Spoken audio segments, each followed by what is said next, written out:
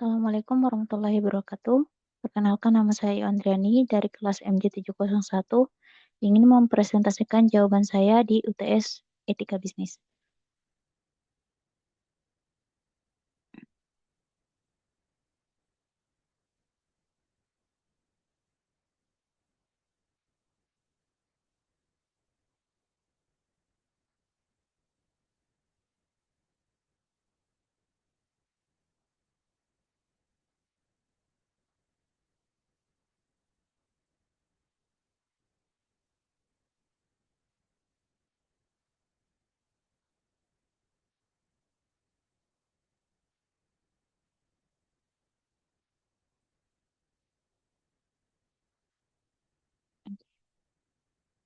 Baik, berikut soalnya.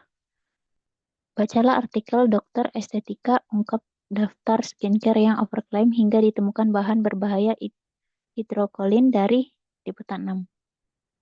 Artikel tersebut membahas beberapa produk skincare yang diklaim berlebihan atau overclaim terkait manfaatnya dan bahkan mengandung bahan berbahaya seperti hidrokolin tanpa izin yang jelas. Beberapa produk ini memberikan klaim yang tidak realistis sehingga dapat menyesatkan konsumen dan berpotensi menimbulkan dampak negatif pada kesehatan kulit.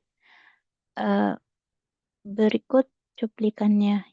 Berikut isi dari berita tersebut, artikel tersebut yaitu seorang dokter estetika mengungkap daftar produk skincare lokal yang overclaim terhadap produknya sehingga dinilai menipu konsumen. Salah satu produk bahkan ternyata menggunakan bahan berbahaya hidroquinon. Produk skincare lokal belakangan ini makin menjamur dan tak kalah saing dengan produk impor. Namun, pembeli harus hati-hati karena klaim yang tertera bisa jadi tidak sesuai dengan kenyataannya.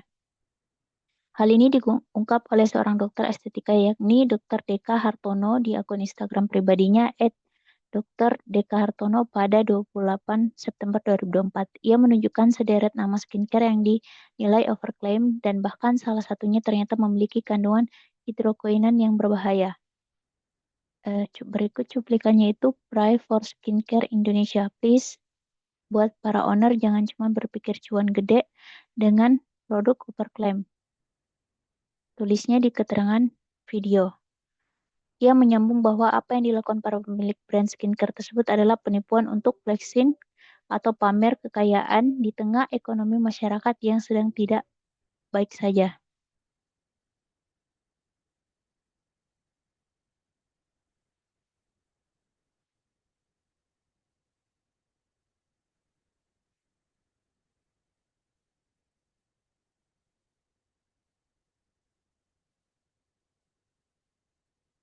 Uh, Soal yang pertama, berikan pandangan Anda mengenai praktik overclaim dalam industri skincare. Apakah Anda setuju atau tidak setuju dengan cara beberapa produk skincare memberikan klaim berlebihan? Jelaskan alasan Anda secara singkat dan dukung dengan teori atau prinsip etika bisnis yang relevan.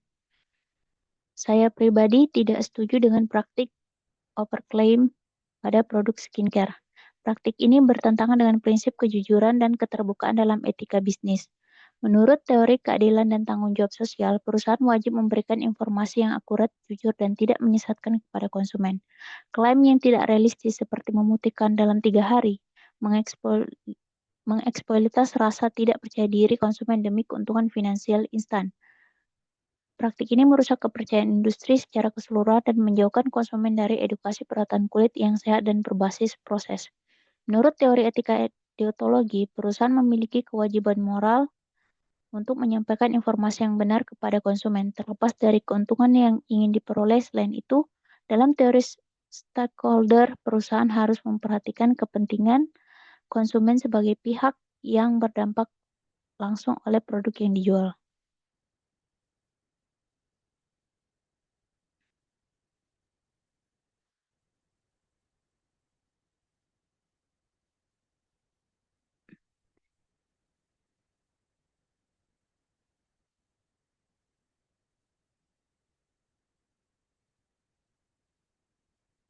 Baik, yang kedua, identifikasi masalah etika bisnis yang muncul dalam kasus overclaim dan penggunaan bahan berbahaya pada produk skincare. Apa nilai atau prinsip etika bisnis yang menurut Anda diabaikan dalam kasus ini? Bagaimana dampaknya terhadap konsumen? Masalah etika yang muncul yaitu penipuan informasi dan penyesatan konsumen melalui klaim yang tidak terbukti dan berlebihan, serta kurangnya transparansi mengenai kandungan dan risiko produk. Dua, mengorbankan keselamatan konsumen demi keuntungan dengan menggunakan bahan berbahaya tanpa izin. Dampak yang ditimbulkan, satu, kerugian finansial konsumen membayar harga mahal untuk produk yang tidak memberikan hasil sesuai janji atau bahkan harus mengeluarkan biaya lebih besar untuk mengobati kerusakan kulit yang timbul. Dua, erosi kepercayaan atau distrust. Konsumen menjadi skeptis dan takut untuk mencoba produk lokal lain yang sebenarnya aman dan patuh regulasi. Nilai dan prinsip etika yang diabaikan yaitu satu, prinsip integritas atau integrity. Perusahaan mengorbankan kualitas dan keamanan demi margin keuntungan yang mana mengabaikan kewajiban melindungi konsumen, keselamatan dan kesehatan konsumen. Dua, kewajiban untuk tidak merugikan atau non-malfeasance. Bisnis seharusnya tidak membahayakan konsumen, memasukkan hidroquinone dosis tinggi tanpa pengawasan medis secara sengaja melanggar prinsip ini. Juga menyampaikan informasi yang tidak benar. Tiga, transparansi. Menyembunyikan bahan aktif berbahaya dalam label produk atau mislabeling adalah bentuk kebohongan publik, mencerminkan tidak memberikan nilai yang setara dengan apa yang dibayar konsumen serta membahayakan hak konsumen atas produk yang aman. Soal nomor 3, berikan rekomendasi atau penyesuaian yang bisa dilakukan oleh perusahaan skincare agar lebih jujur. Apa langkah-langkah konkret yang dapat diambil untuk memastikan bahwa produk mereka aman dan klaim yang diberikan sesuai dengan kenyataan. Langkah konkret yang dapat dilakukan yaitu uji klinis dan riset mendalam, melakukan pengujian keamanan dan khasiat produk secara ilmiah sebelum dipasarkan. Semua manfaat produk harus didukung oleh hasil uji laboratorium atau penelitian yang valid. Dua, klaim sesuai bukti. Menyampaikan manfaat hanya berdasarkan hasil uji yang sah dan terverifikasi serta bahan aktif dan potensi efek samping harus diinformasikan kepada konsumen. Tiga, pengendalian bahan baku. Mencantumkan seluruh daftar bahan baku dengan jujur pada kemasan sesuai standar internasional tanpa menyembunyikan bahan apapun. Memastikan semua bahan yang digunakan aman, terdaftar, dan tidak melampaui batas maksimal yang diizinkan. 4. Transparansi informasi. Mencantumkan daftar komposisi secara jelas, lengkap, dan mudah dibaca pada kemasan. Untuk peningkatan tanggung jawabnya yaitu dengan langkah ini perusahaan menunjukkan kepedulian terhadap kesejahteraan konsumen bukan hanya mengejar keuntungan, karena perusahaan tidak hanya mengejar keuntungan tetapi juga melindungi kesehatan dan hak konsumen. Hal ini menjadikan perusahaan bertanggung jawab atas dampak produknya dan membangun hubungan jangka panjang yang sehat dengan pasar. Penyesuaian ini menggeser paradigma perusahaan dari sekedar mencari keuntungan jangka pendek menjadi penerapan corporate social responsibility atau CSR yang sejati, di mana keselamatan konsumen diletakkan di atas target penjualan.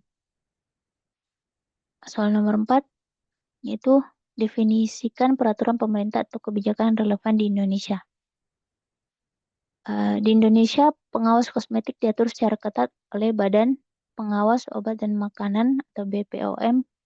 Beberapa regulasi yang relevan di antara lain, satu, Peraturan BPOM nomor 3 tahun 2022 tentang persyaratan teknis bahan kosmetik atau mengatur bahan yang dilarang, dibatasi, dan diperbolehkan. Hidroquinone dikategorikan sebagai bahan obat keras yang dilarang dalam kosmetik perawatan kulit sehari-hari dan hanya boleh diresepkan oleh dokter. Peraturan BPOM nomor 32 tahun 2001 tentang pengawasan periklanan kosmetik melarang klaim berlebihan, menyesatkan atau mengklaim efek menyembuhkan penyakit kulit. Langkah yang perlu diambil, satu, mendaftarkan produk untuk mendapatkan nomor notifikasi BPOM. Dua, memastikan seluruh bahan baku sesuai dengan daftar yang diperbolehkan BPOM. Tiga, melakukan pengujian keamanan dan stabilitas produk. Empat, mengikuti standar cara pembuatan konsumen yang baik atau CPKB. 5. Melaporkan komposisi secara lengkap dan memastikan tidak ada bahan terlarang. 6. Melakukan pengawasan mutu secara berkala selama produksi dan distribusi. 7. Mengikuti perkembangan regulasi terbaru dari BPOM. Soal terakhir nomor 5, jelaskan outcome, outcome atau dampak yang akan diharapkan jika perusahaan skincare benar-benar menerapkan etika bisnis. Yang diharapkan untuk seluruh pengguna yaitu bagi konsumen mendapatkan produk yang aman, manfaatnya sesuai janji, dan terhindar dari resiko kerusakan kulit serta gangguan kesehatan. Konsumen tidak akan ragu jika tidak ragu lagi dalam memilih produk. Industri skincare lokal dapat bersaing sehat dan menjadi favorit di negeri sendiri karena konsumen merasa aman dan memiliki klaim dapat dipertanggungjawabkan. Bagi perusahaan, meningkatkan kepercayaan konsumen, membangun reputasi yang baik, dan mempertahankan kelangsungan usaha dalam jangka panjang. Meskipun biaya produksi mungkin lebih tinggi, loyalitas pelanggan akan memberikan keuntungan yang lebih stabil. Reputasi ini menjadi aset jangka panjang yang kebal terhadap boikot atau krisis publisitas karena memperoleh citra positif dari publik. Bagi masyarakat, tercipta lingkungan industri yang sehat, persaingan yang adil, dan melindungi kesehatan publik secara luas. Oke. Demikian hasil presentasi saya. Lebih dan kurangnya mohon dimaafkan. Wassalamualaikum warahmatullahi wabarakatuh.